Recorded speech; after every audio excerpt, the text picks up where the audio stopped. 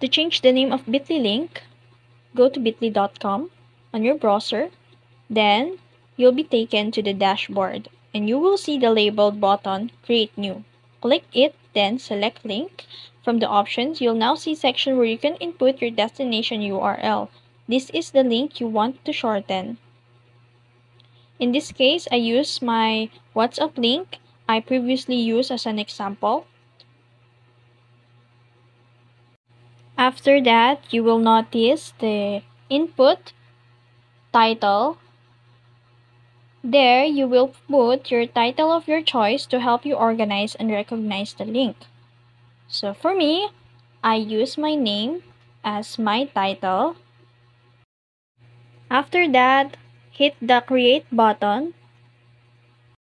You'll be taken to the main screen where you can customize the link. There will be a section where you can change the back half of the link, which typically starts with the bit.ly/. Simply click on the editable field next to it and enter your chosen name. So my chosen name is Calcifer. After entering that custom name, click Save and finalize the changes. That's all. Please like the video and subscribe to the channel if this video tutorial was helpful.